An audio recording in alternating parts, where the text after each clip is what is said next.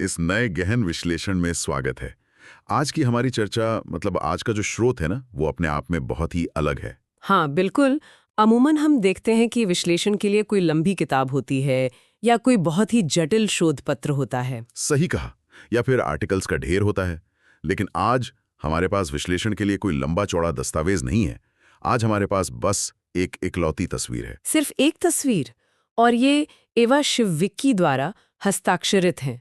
एक ऐसी कलाकृति जो पहली नज़र में बहुत ही साधारण लग सकती है। हाँ, देखने में तो बहुत शांत और मनमोहक लगती है, लेकिन जब आप इसके शब्दों और दृश्यों को गहराई से देखते हैं तो ये मानवीय मनोविज्ञान की एकदम बखिया उधेड़ कर रख देती है। सच में? तो आज का हमारा मिशन भी यही है। हम इस एक तस्वीर में छिपे शब्दों और उन दृश्यों का पूरी तरह से विच्छेदन करेंगे। बिल्कुल। हम उन विषयों पर बात करेंगे जो अहंकार, आत्मदया और व्यक्तिगत जिम्मेदारी के बारे में एक ऐसा सच बयान करते हैं जिससे हम सब अक्सर भागना चाहते हैं।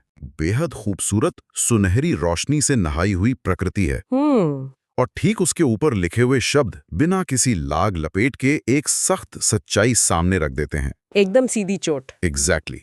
ये विरोधाभास बहुत ही उत्सुकता जगाने वाला है। देखिए, इस तरह के विरोधाभास का इस्तेमाल अक्सर कला में एक झटके की तरह काम करता है। ये एक ऐसा तरीका है जो दिमाग को पहले दृश्यों की सुंदरता से शांत करता है और फिर शब्दों के माध्यम से गहरी चोट करता है। बिल्कुल। हम इंसानों की एक बहुत पुरानी फितरत होती है ना, अपनी गलती न मानना और हमेशा खुद की एक बेदाग छवि बनाए रखना। ये तस्वीर इसी मनोवैज्ञानिक प्रवृत्ति को चुनौती देती है। यानी ये केवल कुछ पिक्सेल्स या रंगों का मेल नहीं है। एकदम नहीं। ये एक मनोवैज्ञानिक टूल की तरह काम करती है जो हमें ये सोचने पर मजबूर करती है कि हम जीवन की घटनाओं को किस नजरिए से देख रहे हैं। तो अगर हम इस तस्वीर के टेक्स्ट वाले हिस्से पर ध्यान दें, सबसे ऊपर बहुत ही सुंदर अक्षरों में एक सीधी चेतावनी लिखी है, अपने अहंकार के कारण झूठी जिंदगी मत जियो। अंग्रेजी में कहें तो don't live a lie because of your ego. ये बहुत ही गहरा वाक्य है ना? अहंकार या ईगो शब्द का इस्तेमाल हम रोजमर्रा की भाषा में बहुत हल्के में कर देते हैं। जैसे किसी के घमंड को दर्शाने के लिए हम कह देते हैं कि उसमें बहुत ईगो है। हाँ, लेकिन यहाँ इसे एक झूठी कहानी या झूठे जीवन से जोड़ा गया है। बिल्कुल। ऐसा लगता है कि ये उस सिचुएशन की बात कर रहा है जहां कोई गलती हो जाने पर हमारा दिमाग खुद को सही साबित करने के लिए बहाने गढ़ने लगता है। हाँ, इंसान अपने आसपास एक ऐसी कहानी बुन लेता है जिसमें वो खुद को पूरी तरह निर्दोष मान बैठता है और सामने वाले को पूरी तरह से विलन, एक पीड़ित की तरह। ये देखना दिलचस्प है कि अहंकार को सिर्फ एक रवैया नहीं माना गया है यहाँ। तो क्या माना गया है? इसे वास्तविकता को बिगाड़ने वाले एक लेंस की तरह पेश किया गया है। सही कहा। अगर इसे मनोविज्ञान के नजरिए से देखा जाए तो हमारा दिमाग खुद को सही साबित करने के लिए कुछ डिफेंस मैकेनिज्म का इस्तेमाल करता है। हाँ। डिफेंस मैकेनिज्म मतलब बचाव के तरीके। हाँ। कॉग्निटिव डिसोनेंस एक ऐसी स्थिति है जहां हमारी मान्यताएं और वास्तविकता आपस में टकराती हैं। जब सच्चाई किसी व्यक्ति के उस स्वरूप को चुनौती देती है जो उसने अपने लिए बना रखा है, यानी वो स्वरूप जिसमें वो हमेशा समझदार और एकदम बेदाग है। बिल्कुल, तो उसका अहंकार उस सच्चाई को ही खारिज कर देता है। तस्वीर सीधे तौर पर इस अहंकार को एक पर्दे की तरह दिखा रही है। जब अहंकार हावी होता है तो इंसान को असलियत दिखनी बंद हो जाती है। हाँ, वास्तविकता का बोध खत्म होने लगता है। इंसान एक ऐसा भ्रम जीने लगता है जहां गलती हमेशा परिस्थितियों की होती है या किसी और की होती है। और सबसे मजेदार बात यह है कि ये झूठी जिंदगी बाहर के लोगों को धोखा देने के लिए नहीं होती। बिल्कुल नहीं। ये खुद को ही धोखा देने की एक निरंतर प्रक्रिया बन जाती है। यार, ये तो एक बहुत ही थका देने वाली प्रक्रिया लगती है। हर समय खुद को सही साबित करने के लिए एक झूठी कहानी को याद रखना और उसे जीना मानसिक रूप से बहुत बोझिल होता होगा ये। हाँ, और शायद इसी भ्रम को तोड़ने के लिए तस्वीर का अगला हिस्सा एक नया नजरिया पेश करता है। वो कौन सा हिस्सा है? टेक्स्ट में आगे लिखा है, एक सिक्के के दो पहलू होते हैं। There are two sides to a coin। ये वाक्य वैसे तो बहुत आम है, हम बचपन से सुनते आ रहे हैं। हाँ, लेकिन इसके ठीक नीचे जो दृश्य उकेरा गया है ना, वो इसे एक नया आयाम देता है। अगर आप तस्वीर के बिल्कुल बीचों बीच देखें, दो हाथ आमने सामने से आकर एक चमकदार सिक्के को बहुत ही कोमलता से थामे हुए हैं। और सिक्के के दो स्पष्ट हिस्से हैं। बिल्कुल। बायां आधा हिस्सा पूरी तरह से सुनहरे यानी गोल्ड रंग का है और दायां आधा हिस्सा रुपहला या चांदी के रंग का है। और दोनों तरफ जो चेहरे उकेरे गए हैं वे भी अलग अलग हैं। ये बहुत ही दिलचस्प विजुअल है। अगर सोने और चांदी के रंगों पर गौर किया जाए तो ये सिर्फ अलग अलग पक्षों को नहीं दिखा रहा है। तो ये क्या दर्शा रहा है आपके हिसाब से? ये साबित कर रहा है कि दोनों पक्षों का अपना एक मूल्य है, उनकी अपनी एक वैल्यू है। सोना और चांदी दोनों ही कीमती धातुएं हैं ना? हाँ, ये बात तो है। अक्सर जब किसी बहस या विवाद की स्थिति बनती है तो एक पक्ष ये मान लेता है कि अगर वो सही है तो सामने वाला पूरी तरह से गलत ही होगा। इसे हम ब्लैक एंड व्हाइट सोच कह सकते हैं कि या तो मैं सही हूं या तुम। एग्जैक्टली। लेकिन ये सिक्का हमें नजरिए या पर्सपेक्टिव की जटिलता समझा रहा है। जो पक्ष एक तरफ से सुनहरा दिख रहा है वो दूसरी तरफ से देखने पर चांदी जैसा दिख सकता है। और दोनों ही अपनी जगह सत्य हो सकते हैं। कार्यस्थल पर दो सहकर्मियों के बीच किसी प्रोजेक्ट को लेकर अनबन हो जाती है। दोनों के अपने अपने तर्क हैं और दोनों अपने अनुभव के आधार पर सही हैं। हाँ, ऐसा तो रोजमर्रा के जीवन में बहुत होता है। तो उन दोनों हाथों का उस सिक्के को एक साथ थामना ये दिखाता है कि पूर्ण सत्य किसी एक की मुट्ठी में कैद नहीं है। सत्य दोनों पक्षों के मिलने से ही पूरा होता है, यानी दोनों के अनुभवों को स्वीकार करने से।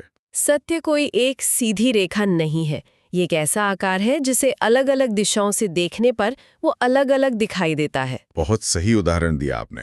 और जब कोई व्यक्ति सिक्के के दूसरे पहलू को देखने से पूरी तरह इनकार कर देता है तब वह खुद को पीड़ित महसूस करने लगता है। और यहीं से हम आम तस्वीर की सबसे चुभने वाली पंक्ति की तरफ बढ़ते हैं। आगे लिखा है, यदि आप खुद पर तरस खाते हैं तो उस स्थिति में अपने योगदान के बारे में सोचें। If you feel sorry for yourself, think about your contribution. ये बहुत ही कठोर पंक्ति है। बहुत कठोर। मतलब सोचिए, जब कोई इंसान दुखी हो, मानसिक रूप से परेशान हो और खुद को दुनिया का सबसे बड़ा पीड़ित मान रहा हो, और उस वक्त कोई उससे कहे कि इस दुख में तुम्हारा अपना क्या योगदान है। हाँ, ये एक बहुत ही कठोर प्रहार जैसा लगता है। ये सीधे विक्टिम मेंटालिटी यानी पीड़ित होने की मानसिकता पर वार करता है। सच कहूं तो ये एक कड़वी दवा की तरह है जिसे निगलना बिल्कुल आसान नहीं है। यहाँ इस्तेमाल किया गया शब्द योगदान या कंट्रीब्यूशन बहुत ही तटस्थ है, लेकिन इसका वजन बहुत ज्यादा है। तटस्थ यानी न्यूट्रल। हाँ, न्यूट्रल। आमतौर पर नकारात्मक स्थितियों में सारा ध्यान इस बात पर होता है कि बाहरी दुनिया ने या दूसरों ने हमें क्या नुकसान पहुंचाया। लाचारी की भावना इतनी गहरी हो जाती है कि व्यक्ति खुद को पूरी तरह असहाय मान लेता है। बिल्कुल। लेकिन योगदान शब्द उस लाचारी के भ्रम को तोड़ता है।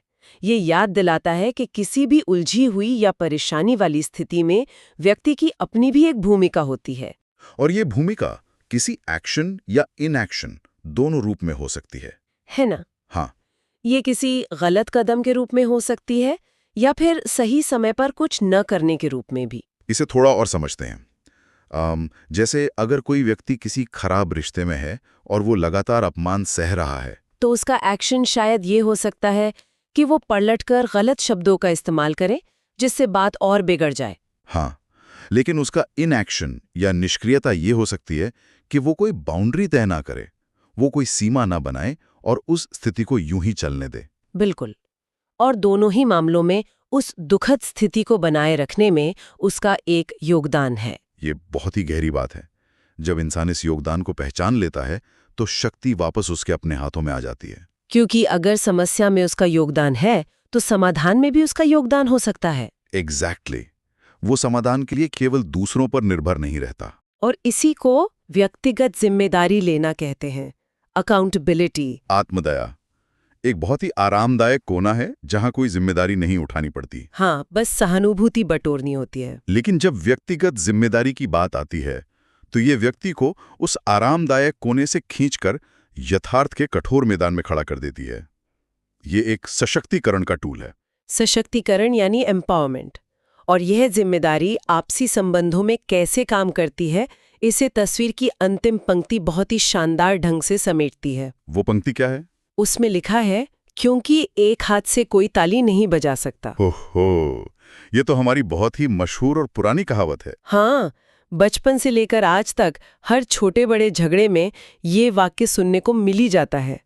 कि ताली एक हाथ से नहीं बजती। लेकिन इस तस्वीर में जिस तरह से इसे एक भारी भरकम दार्शनिक विचार के साथ पिरोया गया है, वो इसकी ताकत को कई गुना बढ़ा देता है। बिल्कुल, ये एक बहुत ही सरल एनालॉजी है जो ऊपर कही गई सारी बातों, अहंकार, नजरिया और योगदान को हमारी रोजमर्रा की समझ में बदल देती है। जब दो हाथ सिक्के को थामने के बजाय आपस में टकराते हैं तो वो ताली या वो संघर्ष जन्म लेता है। इस कहावत का सबसे बड़ा सबक यही है कि मानव संबंध और संघर्ष कभी शून्य में पैदा नहीं होते। कोई भी विवाद या बिगड़ा हुआ रिश्ता एक तरफा नहीं होता। एक हाथ हवा में चाहे जितनी भी तेजी से हिले, वो आवाज पैदा नहीं कर सकता। सही बात है। उस संघर्ष या विवाद की आवाज पैदा करने के लिए दूसरे हाथ के संपर्क की जरूरत होती है, उसकी ऊर्जा की जरूरत होती है। जब भी कोई स्थिति बिगड़ती है तो उसमें दोनों पक्षों की कुछ न कुछ ऊर्जा, कुछ न कुछ प्रतिक्रिया शामिल होती है। ये विचार ये सोचने पर मजबूर करता है कि क्या अनजाने में ही सही व्यक्ति उस ताली में अपना हाथ आगे बढ़ा रहा है? हाँ, क्या बचाव में कही गई कोई बात या कोई तीखी प्रतिक्रिया उस विवाद को और भड़का रही है? अगर किसी तीखी बहस के बीच में बस ये विचार दिमाग में आ जाए कि मेरी प्रतिक्रिया भी तो एक हाथ की तरह काम कर रही है, तो शायद इंसान तुरंत पीछे हट जाए और वो बहस वहीं खत्म हो जाए। ये एक ऐसा मेंटल मॉडल है जो किसी भी टकराव को डी-एस्केलेट करने में बहुत मदद कर सकता है। बिल्कुल। अब इस पूरे कड़े और सीधे संदेश के बाद अगर हम वापस तस्वीर के विजुअल्स और उसके बैकग्राउंड की तरफ लौटें तो एक बहुत ही दिलचस्प कहानी सामने आती है। हाँ, हमने देखा कि टेक्स्ट बहुत ही सख्त है, लगभग डांटने वाले स्वर में है। लेकिन पृष्ठभूमि में एक बेहद खूबसूरत सुनहरी रोशनी है जो किसी मनमोहक सूर्योदय या सूर्यास्त की तरह लग रही है। पीछे ऊंचे ऊंचे पहाड़ हैं और आसमान में कुछ पक्षी बहुत ही आजादी से उड़ रहे हैं। हाँ, और दृश्य केवल यहीं तक सीमित नहीं है। अगर हम तस्वीर के निचले हिस्से पर ध्यान दें, जहां लकड़ी की सतह पर वे दोनों हाथ रखे हैं, वहां कुछ और भी बारीक चीजें हैं। जैसे कि कुछ ताजे हरे पत्ते हैं, छोटे छोटे पत्थर रखे हैं। गया है। ये पूरा दृश्य शांति और उम्मीद से भरा हुआ है। यही वो विरोधाभास है जिसकी बात हमने एकदम शुरुआत में की थी। एक तरफ कठोर सच्चाई है और दूसरी तरफ असीम शांति। इन दोनों का एक साथ होना ये सोचने पर मजबूर करता है कि कलाकार ने जानबूझकर ऐसा क्यों किया होगा। मेरे ख्याल से पहाड़ अक्सर जीवन की स्थिरता और ऊंचे दृष्टिकोण का प्रतीक माने जाते हैं, और उड़ते हुए पक्षी मानसिक स्वतंत्रता को दर्शाते हैं। बिल्कुल। और ये सफेद चंपा का फूल जो कई संस्कृतियों में नई शुरुआत, पवित्रता और आध्यात्मिक शांति का प्रतीक माना जाता है, यहाँ एक बहुत ही खास मतलब रखता है। इन दृश्यों और शब्दों का तालमेल एक बहुत ही गहरा अर्थ पैदा कर रहा है। क्या निष्कर्ष निकालती हैं आप इसका? निष्कर्ष ये है कि सच को स्वीकार करना और अपनी जिम्मेदारी लेना शुरुआत में बहुत ही दर्दनाक लग सकता है। अपना खुद का बुना हुआ झूठ तोड़ना और अपनी गलतियों में अपना योगदान खोजना आसान प्रक्रिया नहीं है। हाँ, ये एक बहुत बड़ी मानसिक उथल-पुथल होती है। बिल्कुल, लेकिन जब कोई व्यक्ति इस कड़वे सच को अपना लेता है, जब वो आत्मदया और अहंकार के भ्रम से बाहर आ जाता है, तो उसके बाद जो स्थिति बनती है वो बिल्कुल इस तस्वीर के बैकग्राउंड जैसी होती है। एकदम सही। उसके भीतर एक ऐसी ही सुनहरी शांति और स्पष्टता का सूर्योदय होता है। पक्षियों की तरह मन एकदम आजाद महसूस करता है, क्योंकि अब कोई झूठी जिंदगी ढोने का भारी बोझ नहीं होता। हाँ, और ये जो हस्ताक्षर है ना तस्वीर पर, ये इस पूरी रचना को एक व्यक्तिगत प्रामाणिकता देता है। मानो कलाकार ने खुद इस मानसिक यात्रा को जिया हो और अब वो इस शांति को दुनिया के सामने पेश कर रहा हो। तो अगर आज के इस पूरे विश्लेषण के मुख्य बिंदुओं को संक्षेप में देखा जाए, तो इस एक तस्वीर ने हमें एक पूरी मनोवैज्ञानिक यात्रा तय कराई है। हाँ, शुरुआत इस बात से होती है कि इंसान अपने अहंकार के कारण गढ़ी गई झूठी कहानियों से बाहर निकले।